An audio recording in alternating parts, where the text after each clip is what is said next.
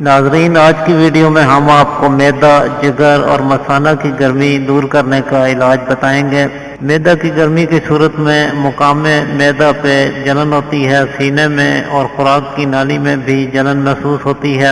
جگر کے مقام پر ہاتھ رکھنے سے یہ مقام باقی بدن کی نسبت زیادہ گرم ہوتا ہے۔ چھوٹا پیشاب پیلا اور جل کر آتا ہے۔ چہرہ اور جلد کی رنگت بھی زردی مائل ہو جاتی ہے۔ گرمی کی زیادتی کی تمام علامات پائی جاتی ہیں۔ گرمی کا علاج کرتے وقت اکثر لوگ ایک بنیادی غلطی کر جاتے ہیں۔ وہ گرمی کا علاج سرد یعنی ٹھنڈی چیزوں کے ذریعے سے کرتے ہیں، جس سے وقتی فائدہ تو ہو جاتا ہے، مستقل آرام نہیں آتا۔ گرمی کا علاج ہمیشہ ترد چیزوں سے کیا جاتا ہے، کیونکہ آگ کو بجھانے کے لیے پانی استعمال کیا جاتا ہے۔ لہذا گرمی کے مسئلے سے مستقل آرام پانے کے لیے جسم میں رطوبات کو بڑھانا پڑے گا۔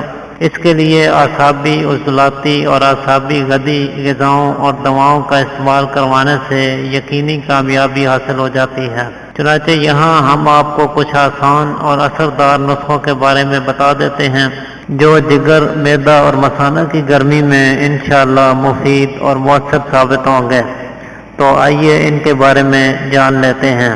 پہلے نسخے کے دو اجزاء ہیں۔ پہلی چیز گاؤ زبان ہے۔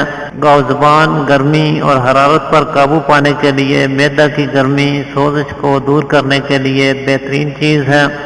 گرمی کے باعث دل گھبرانے کی شکایت ہو تو اس سے دور ہو جاتی ہے۔ مدر بول ہے، اس لیے گردوں اور مثانہ کو فاضل مادوں سے پاک کرتا ہے۔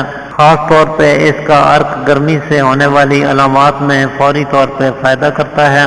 چنانچہ باریک پسی ہوئی سونف 1 چمچ آدھا کپ عرق گاؤ زبان کے ہمراہ روزانہ صبح نہار منہ استعمال کیجیے۔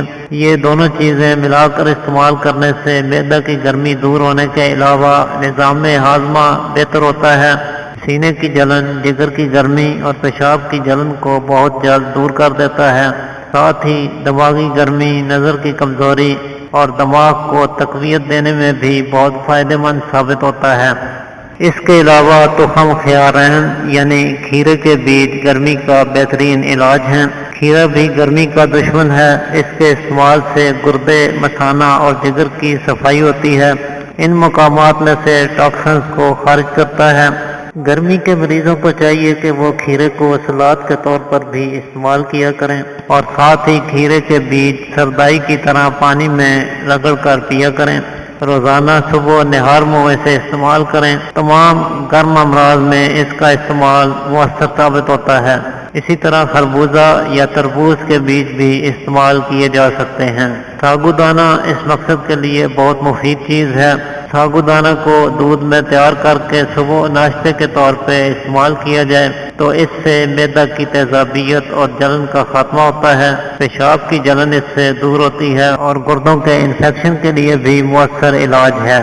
خاص طور پہ دبلے پتلے کمزور افراد جن کا چہرہ زرد پڑ چکا ہو، ایسے افراد کو ساگودانہ ضرور استعمال کرنا چاہیے۔ اس سے انہیں قوت اور توانائی بھی حاصل ہوگی اور جسم کی فالتو گرمی سے بھی نجات ملے گی۔ گرمی کی زیادتی کے باعث ہی جن لوگوں کا بلڈ پریشر ہائی رہتا ہے، ان کے لیے بھی یہ ایک بہترین غذائی علاج کے طور پہ کام آتا ہے۔ تخم بالنگو یا تخم لنگا، جسے عام لوگ تخم ملنگا کہا کرتے ہیں، یہ چھوٹے چھوٹے سیاہ رنگ کے بیج ہوتے ہیں جنہیں پانی میں بھگو کر رکھا جائے تو یہ پھول جاتے ہیں۔ یہ بیج بھی گرمی سے ہونے والی علامات میں بہت زبردست نتائج رکھتے ہیں۔ رات کے وقت 1 گلاس پانی میں آدھا چمچ یہ بیج بھگو کر رکھ دیجیے۔ صبح نہار منہ اسے حسب خواہش میٹھا کر کے پی لیا کیجیے تو اس سے حرارت اور صفرات کی زیادتی، گرمی کی زیادتی دور ہوتی ہے۔ سینے کی جلن، معدہ کی جلن کا خاتمہ کرتا ہے۔ معدہ یا آنتوں کے زخم اس کے استعمال سے بہت جلد اچھے ہو جاتے ہیں۔ گردوں کا انفیکشن، گردوں میں زخم یا گردوں سے پی پانے کا مسئلہ بھی اس کے کچھ دن استعمال کرنے سے حل ہو جاتا ہے۔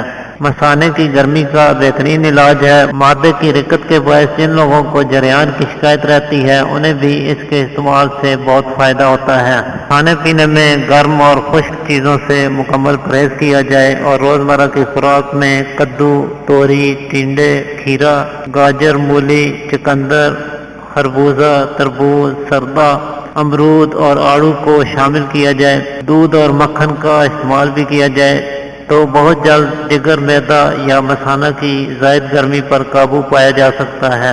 तो आज के लिए इतना ही नाज़रीन, उम्मीद करता हूँ आज की वीडियो आपके लिए मुफीद साबित होगी। इसी के साथ इजाज़त चाहता हूँ। अल्लाह हाफ़िज़।